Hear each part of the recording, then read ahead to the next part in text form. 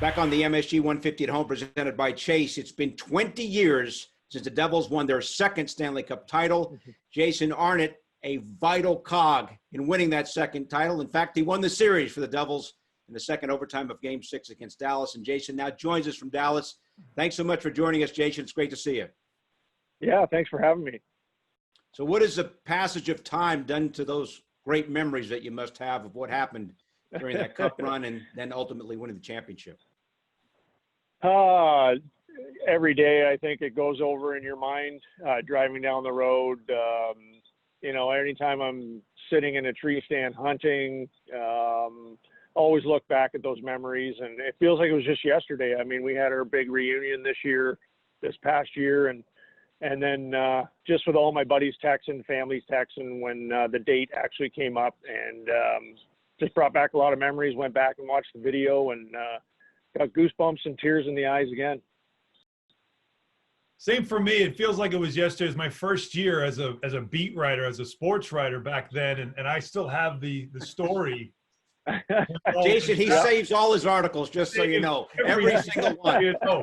But I followed you guys through that whole playoff run, and it was just an incredible one from that Maple Leaf series, and obviously the Flyer series was something.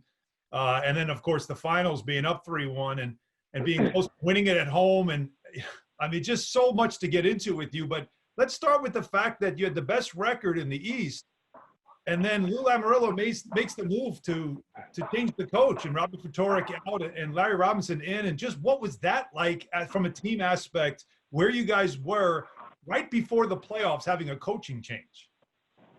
Well, I think right before it, we were on a huge slide. We were ahead in first place for a little while, and I think we lost 6 or 7 games in a row. And I think Lou just saw that we weren't responding to Robbie anymore, and as a team, and we were in a downward spiral, and he's seen it the years previous to that, and because we did the same thing the year before. We finished first and ended up losing in the first round. So I don't think he wanted that to happen. And you couldn't make a trade then, so he tried to shake things up. And I think bringing Larry in just brought a little more relief and a little totally different attitude to the team. Larry's so laid back, and everybody respects him so much for what he did in his career. And I think it just changed our whole team around. We just went out and kind of had a breath of fresh air and said, Lou's doing this for us, so we better turn it around here and respond. And how about the epic Game 5 in that finals? Belfour just stood on his head. Incredible 1-0 finish. It was a triple overtime. So you have to go back to Dallas instead of winning the cup at home. And then that game goes into double overtime. Before you go into that second OT and you're thinking, there's no way we won a Game 7, even if it was going home. We wanted to finish it then and there. What was the room like going into that second overtime? Were you thinking anything? Did you feel something like the goal's on my stick, I can feel it? Well, at that point, Patty and I kind of were like, we got to do this for Sicky, because he actually went to the hospital at that point and wasn't playing.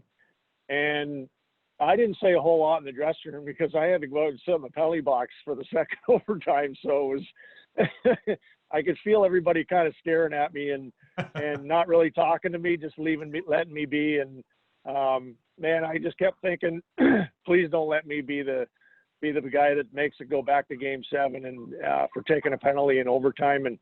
And fortunately, we had Marty back there and our defensive core that were ridiculous that series and the whole playoffs, and they killed it off for me, and then we ended up scoring it. But I think in the dressing room, we were all just everybody was just kind of in their own zone, and we had played so much hockey, and with the heat down here in Dallas, it was pretty wild.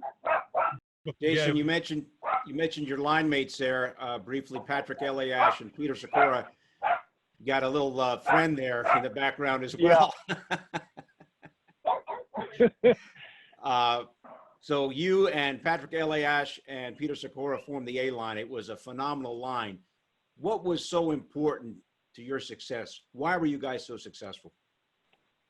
Well, it's weird because you get placed with guys and you try different line combinations throughout your careers, and when I got to New Jersey, Patty and Sicky were similar players, but still a little different. Patty had a little more edge to him and would like to get in there and muck it up a little bit more than Sicky, but they were both highly skilled and fast, and they could both shoot the puck and see the vision on the ice. And I just tried to make room for them as a bigger guy and as a centerman, and use my shot to my advantage and try and get open when they had the puck. And we kind of just fed off each other. And one of the most important things is we talk to each other constantly on the bench and throughout games and even practice, trying new things. We'd stay on the ice after, 30 minutes after the guys got off and just try different plays and just talked a lot. It wasn't, I never had that with two other guys where you actually spoke that amount about the game and how to improve with each other. And then you got to have just kind of a natural chemistry together. And we did that.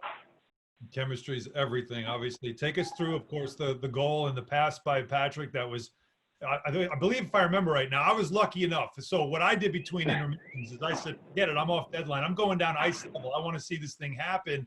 So I was right by the Zamboni, if you remember, at Reunion Arena. That was right there by your goal. And so I'm standing right there. So the pass from Elias, the minute he made it, I thought, this is going in. Like, there's no way he's missing this thing. Take us through that and what you felt after it the minute you saw that you had Belfort beat. Well, I remember the puck got kept in by Scotty twice, I believe, along the blue line. Otherwise, the play would have never happened. And he just did just dumped it in the other corner just to keep the play alive. And Patty beat the defenseman over there. I believe it was Hatcher. And I think Cote was on the ice as the other D partner, and he kind of just followed the puck. And I was like, yeah, I'm either going to go behind the net. He's either going to dump it behind the net or he's going to throw it out front. So I headed back door just thinking that's what he was going to do because we had that chemistry.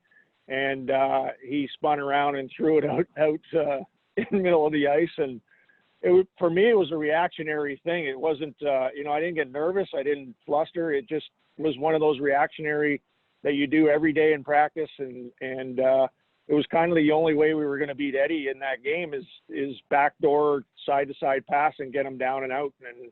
And it went in, and I remember circling around, almost running over the referee, and and then the celebration began.